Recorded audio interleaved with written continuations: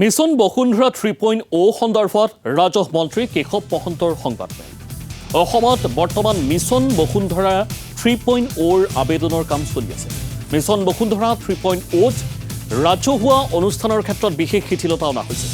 নামঘৰ, বিদ্যালয়, মন্দিৰ, মছজিদ আদিৰ বাবে এই বিশেষ শিথিলতা। এই অনুষ্ঠানৰ পঞ্জীয়নৰ ক্ষেত্ৰত উঠাই দিয়া হৈছে সকলো পেনাল্টি। 31 ডিচেম্বৰৰ ভিতৰত আবেদন কৰিব লাগিব সামাজিক সাংস্কৃতিক অনুষ্ঠানসমূহ। চাহ, কফি আৰু ৰবৰ খেতি কৰা লোকক মাটিৰ পট্টা দিব চৰকাৰে। মিছন বসুন্ধৰা 3.0 বৰ্তমানলৈকে 1,10,475খন আবেদন পোৱা গৈছে। অতি জটিল বিষয়সমূহ সামৰি মিছন বসুন্ধৰা 3.0 কাম চলি থকা হৈছে।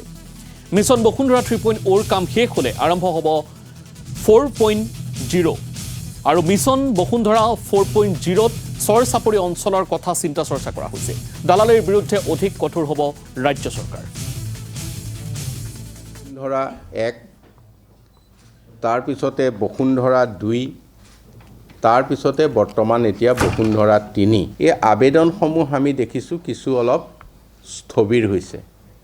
স্থবিৰ হোৱাৰ কাৰণে কেইটামান নতুন সিদ্ধান্ত আমি ল'ব লগা হৈছে। বিভিন্ন শিক্ষানুষ্ঠান, ধৰ্মীয় অনুষ্ঠান, সামাজিক সাংস্কৃতিক অনুষ্ঠান, এই অনুষ্ঠানসমূহৰ মাটিৰ পট্টা নথকাকেই অনুষ্ঠানবিলাক আজি বহু বছৰ তেখেতসকলে অতিবাহিত কৰিব লগা হৈছে। আৰু মাটিৰ পট্টাখন তেখেতসকলৰ নথকা কাৰণে যিকোনো কথাত আবেদন, অনুদান এই কৰাৰ কাৰণে তেখেতসকলে বহুত প্ৰাপ্তিৰ পৰা বঞ্চিত হৈছে। সেইকাৰণে আমি এইসকলক প্ৰত্যেকটো ছ'চিঅ' কালচাৰেল অনুষ্ঠানক আমি মাটিৰ অধিকাৰ দিবলৈ বিচাৰিছোঁ। আৰু এই মাটিৰ অধিকাৰ দিবলৈ যাওঁতে আমি তেখেতসকলৰ কাৰোবাৰ ৰেজিষ্ট্ৰেশ্যন হোৱা নাই, কাৰোবাৰ হয়তো ৰেজিষ্ট্ৰেশ্যন কৰিবলৈ যাওঁতে মাটিৰ ডকুমেণ্টখন নোহোৱাকৈ ৰেজিষ্ট্ৰেশ্যন কৰিব নোৱাৰে। এতিয়া আমি ৰেজিষ্ট্ৰেশ্যনৰ ক্ষেত্ৰত কোনো পেনাল্টি নোহোৱাকৈ যদি কোনোবাই পুনৰ ৰিনিউৱেল কৰিবলৈ গৈছিল পুৰণা ৰেজিষ্ট্ৰেশ্যন, এইটো আমাৰ বিত্ত বিভাগৰ তৰফৰ পৰা উঠাই দিয়া হৈছে।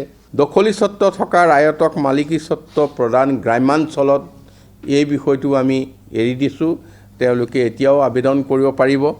খিলঞ্জীয়া লোকক বিশেষ খেতি হিচাপে চাহ খেতি আছিল, ইয়াৰ আগতে চাহ খেতিৰ কাৰণে দিয়া আছিল। আমি ইতিমধ্যে আকৌ লগত কফি আৰু ৰবৰ খেতি, এই দুইটা সংযোজন কৰিছোঁ।